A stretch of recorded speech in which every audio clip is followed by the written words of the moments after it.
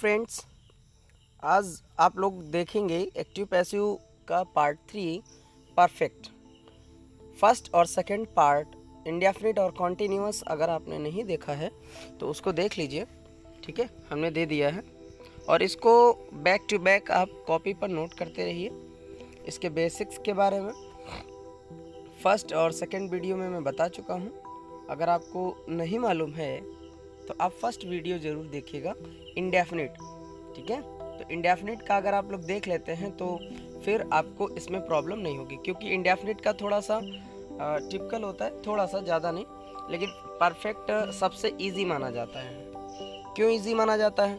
देखिए, होता क्या है कि जब हम एक्टिव वॉइस से पैसिव वॉइस बनाते हैं तो एक्टिव वॉइस में हम लोग इसमें फ़िलहाल परफेक्ट में भी थर्ड फॉर्म यूज़ करते हैं और उसके पैसिव में भी थर्ड फॉर्म यूज़ करते हैं।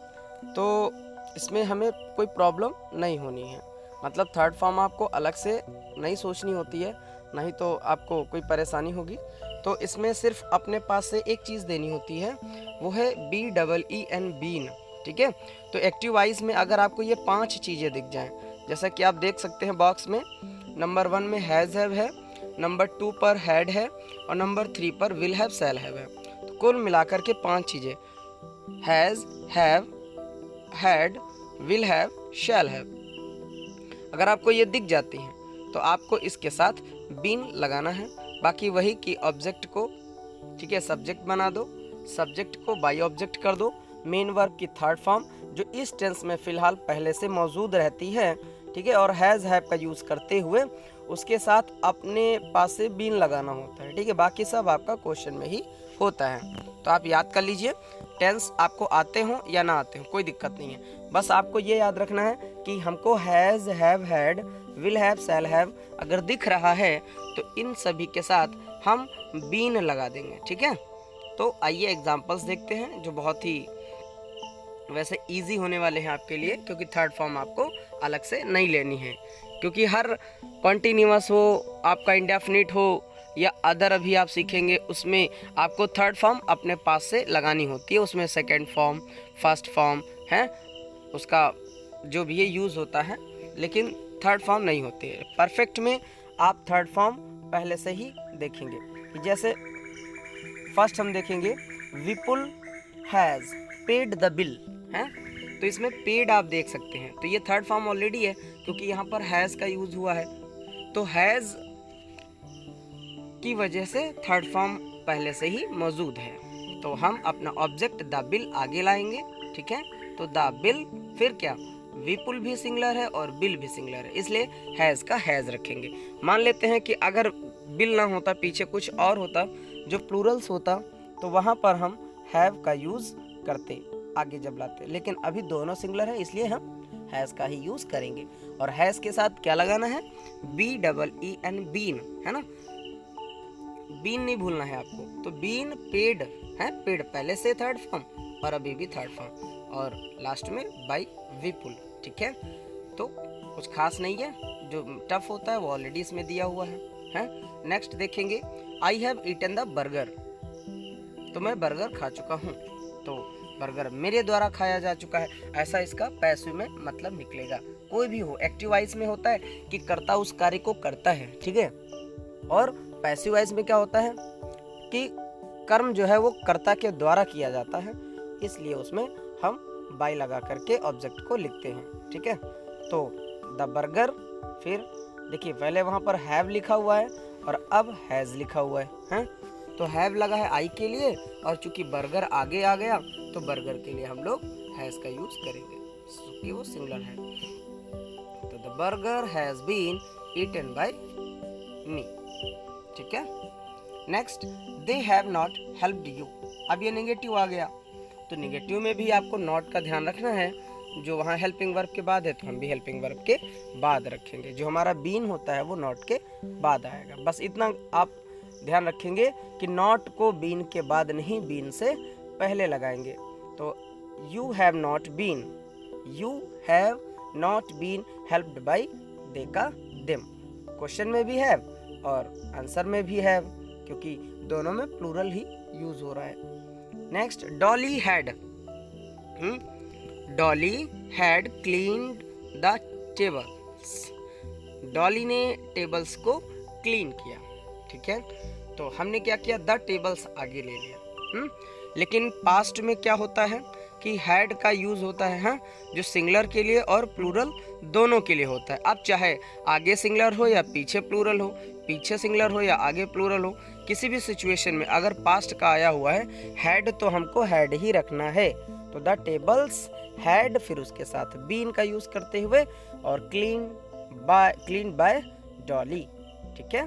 Next, they had not brought the newspaper. The newspaper आपने उठा लिया, है ना, सब्जेक्ट बना दिया। The newspaper had not been brought by them, देखा देम। तो आप लोगों ने अगर अभी तक सब्जेक्ट के ऑब्जेक्ट नहीं याद किए हैं तो वो जरूर लर्न कर लें, क्योंकि वो आपके काम आने वाले हैं। जैसे आई का मी, यू का योर, वी का अस, दे का देम, ऐसे आप इनको जरूर याद कर लें। ही का हिम होता है और शी का जो है वो हर होता है, और इट का ध्यान रखना, इट ही रहता है और यू का यू ही रहता है, ठीक है। तो नेक्स्ट एग्जांपल देखेंगे, द न्यूज़ पेपर, ये आपका आंसर हो गया था, ठीक है। The newspaper had been brought by you. Next है, Poonam will have ordered the drinks, ठीक है। तो द ड्रिंक्स आपका आगे आ गया। देखिए फ्यूचर में भी आपको ध्यान रखना है कि विल हैव, शैल हैव तो यूज होता है, लेकिन इसमें सिंगुलर नंबर और प्लूरल नंबर नहीं होता है। इसमें जब कभी भी पीछे मी यूज हुआ हो, है ना, तो मी को जब आगे ले जाओगे तो वो आई हो जाएगा, या फिर हमारा अस यूज हुआ हो, उसको जब आगे ले जाएंगे तो वी बन जाएगा।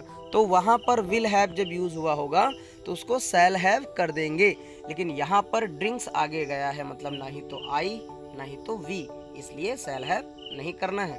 तो the drinks will have been ordered by Poonam, Poonam के द्वारा ड्रिंक्स ऑर्डर की गई होंगी। नेक्स्ट एग्जांपल देखेंगे, will she have paid the bill, will she have paid the bill. तो देखिए ये इंट्रोगेटिव है, तो इंट्रोगेटिव में आपको ध्यान क्या रखना है कि विल तो उसमें आगे है, तो विल को आप भी आगे ही रखोगे, ठीक है। इंट्रोगेटिव में विल आगे है तो हम आंसर में भी विल ही आगे रखेंगे, ठीक है। उसके बाद वहां पर है शी, और हम क्या करेंगे, द बिल को आगे लाएंगे। तो विल द बिल, फिर have been paid by her. तो मैंने कहा था ना आपको कि जो बीन होता है वो बाद में पड़ेगा। विल हैव बीन, या नॉट के लिए मैंने आपको बता रखा है कि जब नॉट डालना हो तो आप कहाँ डालोगे, वो हैव के बाद नहीं डालोगे, विल के बाद डालोगे, ठीक है। नेक्स्ट, तो have we sent the parcel, तो उसमें देख सकते हैं आप हैव है, ठीक है, क्योंकि वी का यूज हुआ है, और यहाँ पर हम हैज का यूज करेंगे क्योंकि द पार्सल आगे लाना है। तो the parcel, has the parcel, फिर बीन, तो बीन को आप आगे नहीं ले जाएंगे। अगर आपका इंट्रोगेटिव है तो आप सिर्फ और सिर्फ हेल्पिंग वर्ब आगे ले जाओगे, बाकी सब वहीं रह जाएगा। सब्जेक्ट के बाद नॉट है तो वो भी, और नॉट बीन दोनों है तो वो दोनों, ठीक है। तो has the parcel been sent by us. तो ये थे कुछ एग्जाम्पल्स, ठीक है। तो आपको ध्यान ज़्यादातर देना है जब इंडेफिनिट सीखना, तो उसको बहुत अच्छे से देख लेना। तो अगर उसको अच्छे से आपने देख लिया तो अदर जैसे परफेक्ट है, कॉन्टिन्यूअस है, इसमें कुछ खास नहीं होता है, ठीक है।